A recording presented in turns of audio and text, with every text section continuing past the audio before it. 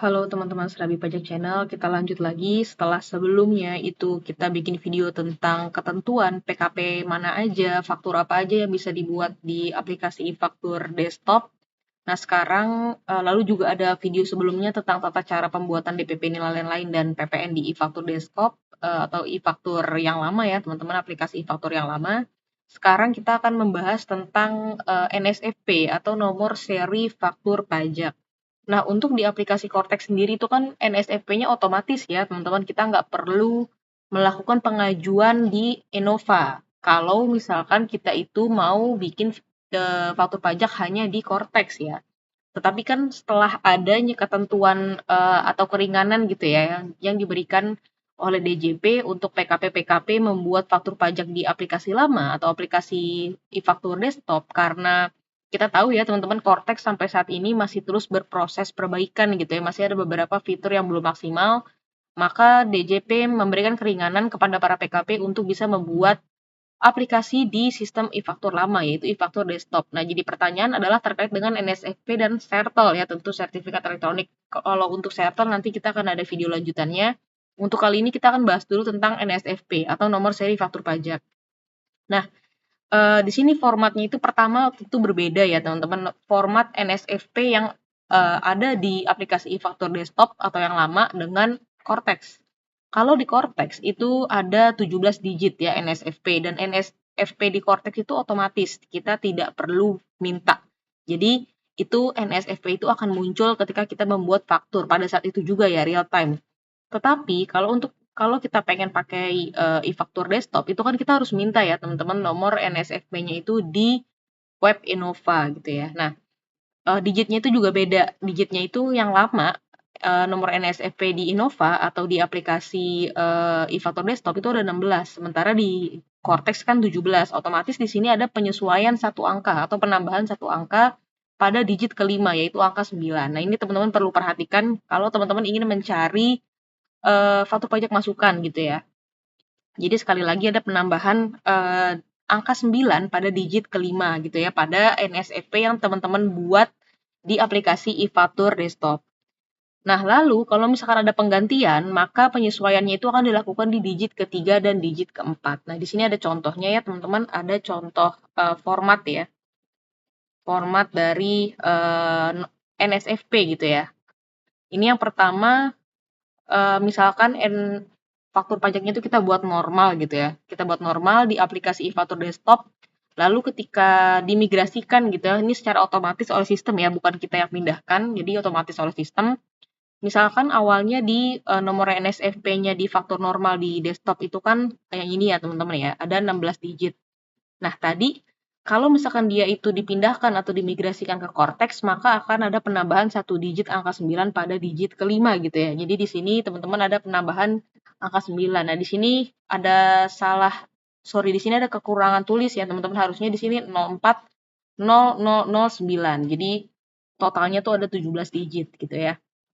Ada penambahan angka 9 pada digit ke-5. Lalu untuk penggantian, itu untuk pengganti misalkan di aplikasi desktop itu tetap 16 digit dengan tadi ya nomor kosongnya itu faktor normalnya diganti jadi status pengganti, yaitu diganti dengan angka 1 ya seperti yang kita udah tahu.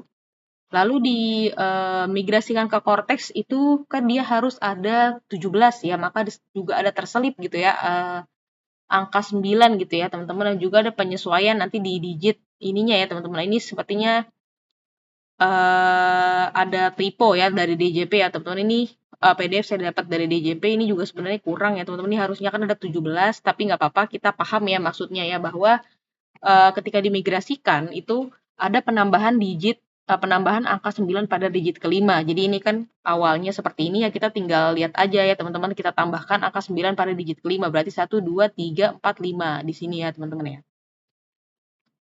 Nah, begitupun juga dengan penggantinya. Ini teman-teman ada apa namanya, ada format ketentuan formatnya ya teman-teman. Jadi ini tujuannya atau konteksnya itu misalkan teman-teman itu melakukan transaksi pembelian gitu ya dengan PKP, katakanlah PTX gitu ya. Nah, teman-teman ingin memastikan atau teman-teman ingin melaporkan SPT masa PPN perusahaan teman-teman. Otomatis teman-teman ingin mengkreditkan dong faktur pajak masukan atau faktur pajak keluaran yang diterbitkan oleh si PTX tadi gitu ya. Bagi teman-teman kan jatuhnya faktur pajak masukan kan bagi pembeli gitu ya, teman-teman kan pembeli. Nah, ketika teman-teman lihat di aplikasi Cortex di faktur pajak masukan, kok nggak ada nih faktur pajak yang dibuat oleh PTX tersebut. Kebetulan si PTX itu buat fakturnya itu di e-faktur desktop gitu ya, jadi dia bukan buat di Cortex. Pertama, teman-teman cek nggak ada. Nah, pertama, teman-teman harus paham bahwa di video sebelumnya udah sempat saya singgung, proses pengimigrasian data atau rekonsiliasi data antara Cortex dan e-faktur desktop itu membutuhkan waktu paling lama H plus 2 hari ya teman-teman sejak faktur tersebut dibuat. Jadi misalkan PTX tersebut itu ya membuat faktur pajak keluaran pada tanggal 19 Januari. Nah, teman-teman sebagai pembeli, teman-teman harus memberikan rentang waktu gitu ya sampai mungkin tanggal 22 gitu ya kan 19, 20, 21, 22. Paling aman tanggal 22. Teman-teman cek apakah si faktur pajak keluaran yang dibuatkan oleh PTX itu sudah masuk ke daftar faktur pajak masukan teman-teman. Itu yang pertama. Jadi teman-teman harus memberikan rentang waktu minimal 2 hari ya. Kalau dari DJP sih klaimnya paling lambat 2 hari proses migrasian data. Nah, yang kedua, teman-teman harus memastikan keabsahan dari si faktur pajak tersebut dengan cara men-scan barcode yang ada di faktur pajak tersebut.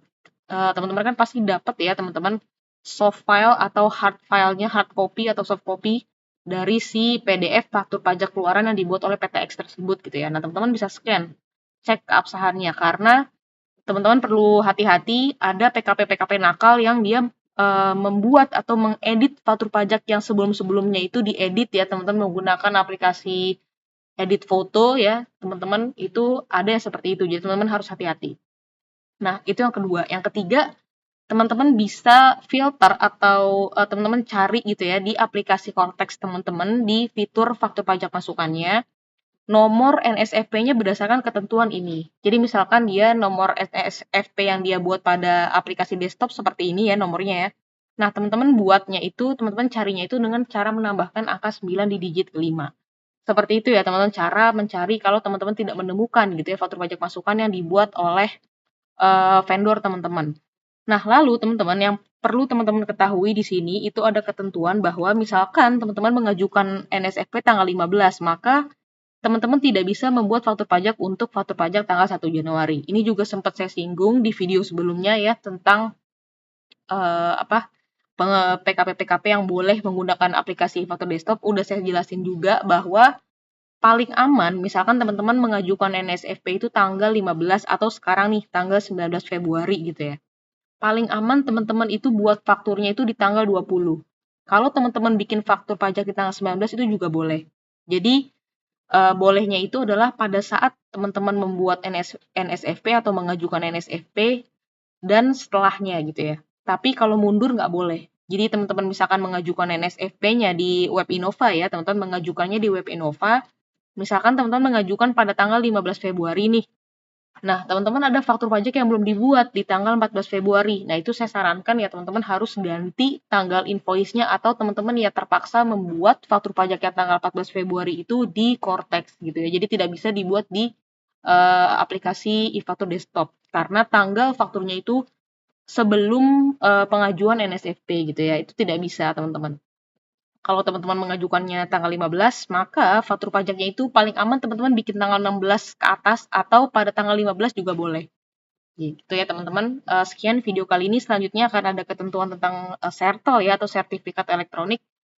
Jika video ini dirasa bermanfaat, mohon bantuannya untuk memberikan like dan subscribe channel ini. Terima kasih telah menonton.